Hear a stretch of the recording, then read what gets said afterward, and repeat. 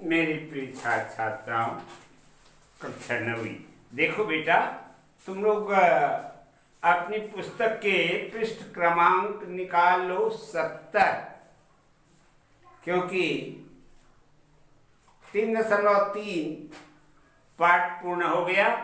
उसके प्रश्नोत्तर इत्यादि सब जो पढ़ करके बता दिया, और इसको सॉल्व करना है तुमको। हैं, आज अपन पढ़ते हैं, इसके व्याकरण भी बतला दिया था तुम लोगों को, ठीक है। भाषा अध्ययन, भाषा के बारे में जो प्रश्न है ये सब बतला दिया बेटा, हैं। अब आ जाओ, आज पढ़ेंगे हम रीढ़ की हड्डी 3.4, और इसके लेखक कौन है देख रहे हैं? इसके लेखक हैं जगदीश चंद्र माथुर। समझ में आया ना? और इसका जो है संक्षिप्त जीवन परिचय हमने देखा है, और पुनः बता दे रहा हूं। देखो, सुपरिचित कलाकार, सुपरिचित नाटककार जगदीश चंद्र माथुर का जन्म सन 16 जुलाई 1917 ईस्वी को उत्तर प्रदेश के खुर्जा जिला बुंदलशहर में हुआ। उन्होंने ऐतिहासिक और सामाजिक पृष्ठभूमि पर आधारित नाटक लिखे हैं। देखा,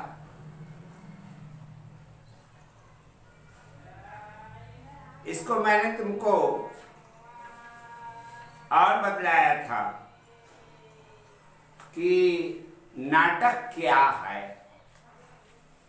हिंदी साहित्य के इतिहास में नाटक को क्या कहते हैं बताया था, याद रखा करो बेटा। इसको कहते हैं गद्य विधा। हिंदी साहित्य में विधाएं दो प्रकार की होती है, गद्य विधा और पद्य विधा। तो ये गद्य विधा है। नाटक, एकांकी, उपन्यास, कहानी, है ना, आत्मकथा, हैं, रिपोर्टाज, संस्मरण, ये सब गद्य विधाएं कहलाती है। और कविता को काव्य विधा या पद्य विधा कहती है। समझ में आया? तो ये माथुर जी नाटक लिखे हैं।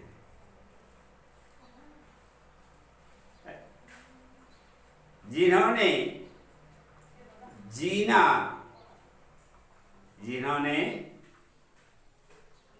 जीना सीखा तथा 10 तस्वीरें, ये 2 रेखा चित्र हैं। अभी बताया ना, रिपोर्टाज, रेखा चित्र, ये सभी गद्य विधाएं हैं। समझ में आया? इसके अलग अलग लक्षण है बेटा। कैसे कहेंगे कि ये उपन्यास है, ये नाटक है, ये संस्मरण है, ये जो है एकांकी है, कैसे जानोगे? तो इसके सब परखने की हिंदी साहित्य में दिया है, और ये आगे तुमको पढ़ने को मिलेगा। अभी तुम इतना जान लो कि ये जो दोनों हैं, समझ में आया ना, ये दोनों रेखा चित्र के अंतर्गत आते हैं। जगदीश चंद्र माथुर का निधन 14 मई 1978 ईस्वी में हुई। 1978 को हो गई। अब देख लो, जन्म हुआ 1917 में, और चल बसे ये 78 में।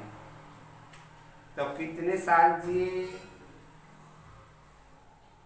बताओ?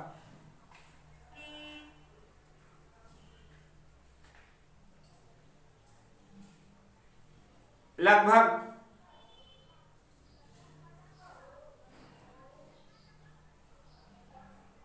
61 वर्ष।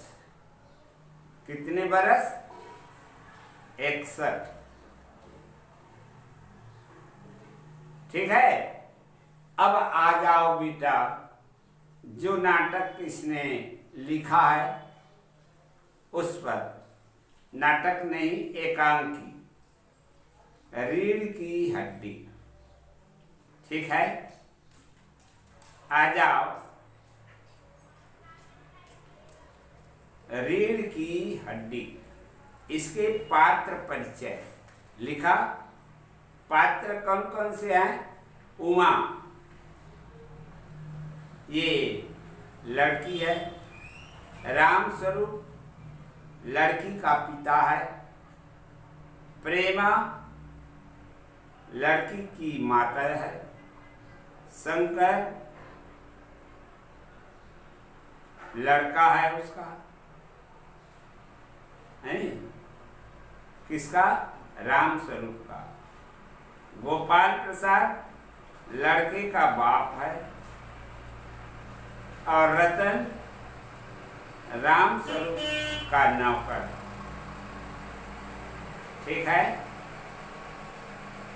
ये इतने पात्र हैं। कितने पात्र हो गए?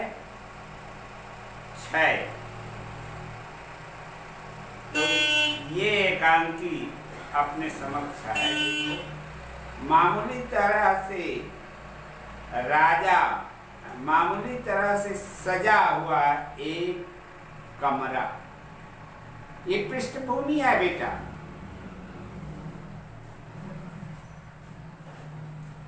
भूमिका कहते इसको, बताया है। अंदर के दरवाजे में आते हुए जिन महाशय की पीठ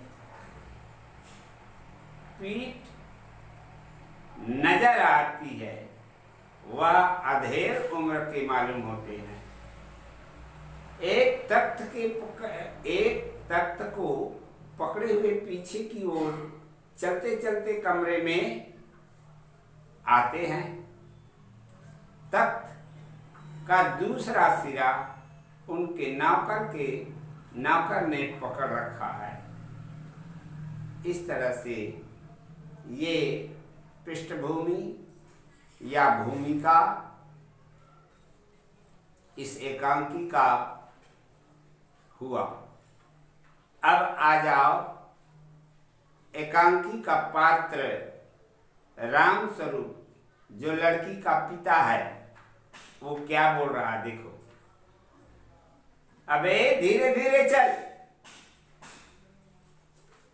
अबे तख्त को उधर मोड़ दे, उधर। बस तख्त के रखे जाने की आवाज आती है। ये राम स्वरूप के बोल है।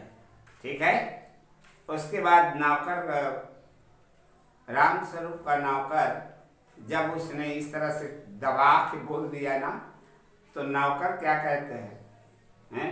बिछा दूं साहब, तख्त को बिछा दूं क्या? ऐसा कह करके नौकर पूछा। राम स्वरूप कहता है, जरा तेज आवाज। और क्या करेगा? परमात्मा के यहाँ जब अक्ल बट रही थी, तो तू देर से पहुंचा था क्या? बिछा दूं शाब। और ये पसीना किस लिए बहाया है? बिछा दूं साहब बोल रहा है, तो पसीना किस लिए बहाया है? ऐसा राम स्वरूप डांट करके नौकर से बोला। नौकर तख्त को बिछाता है। और क्या कहता है?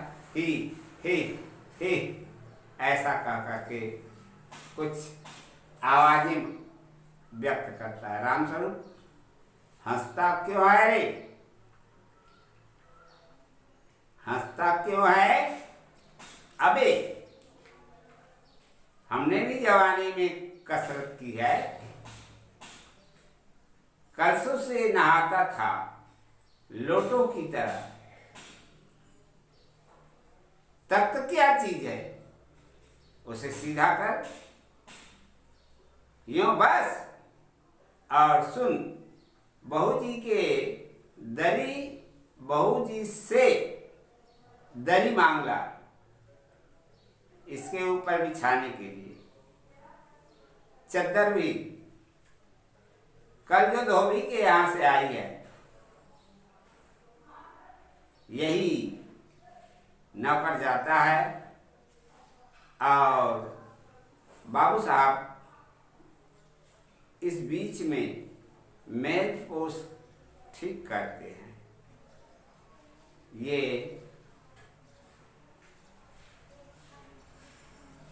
पृष्ठभूमि है, ठीक है।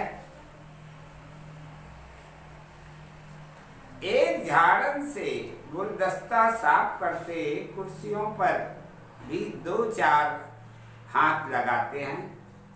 सहसा घर की मालकिन प्रेमा का आना, गंध में रंग, छोटा कद, चेहरे की आवाज से जाहिर होता है कि किसी काम में बहुत व्यस्त है। उसके पीछे पीछे भीगी बिल्ली की तरह नौकर भी आ रहा है। खाली आंख बाबू रामस्वरूप दोनों की तरफ देखने लगते हैं।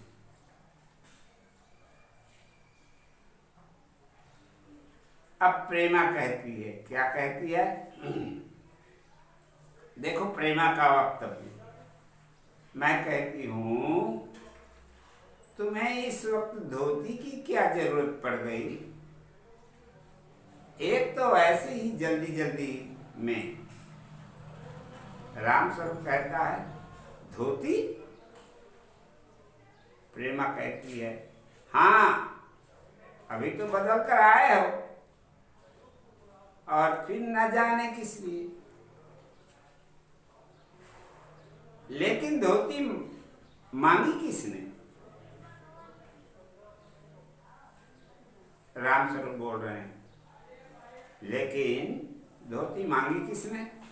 प्रेमा कहती यही तो कह रही थी, यही तो कह रहा था रतन, यही रतन तो कह रहा था। रामस्वरूप कहता है क्यों बे रतन, तेरे कानों में डांट लगी है? मैंने कहा था धोबी के यहां से जो चादर आई है उसे मांग ला। अब तेरे लिए दिमाग कहां से लाऊं? उल्लू कहीं का। प्रेमा कहती है अच्छा जा, पूजा वाली कोठरी में लकड़ी के बॉक्स के ऊपर धुले हुए कपड़े रखे हैं, ना उन्हीं में से चद्दर उठा ला। रतन कहता है और दरी? दरी तो यही रखी है कोने में, वह पड़ी तो है। रामस्वरूप कहता है और बीबी के कमरे से हारमोनियम उठा ला और सितार भी, जल्दी ला। रामचंद्र जाता है, पति पत्नी तख्त पर दरी बिछाते हैं। अब उसी समय प्रेमा बोलती लेकिन वह तुम्हारी लाडली बेटी तो मुंह फुलाए पड़ी है। रामस्वरूप कहता है मुंह फुलाए? क्या तुम उसकी मां किस मर्ज की दवा हो? जैसे जैसे जैसे तैसे करके तो वे लोग पकड़ में आए हैं।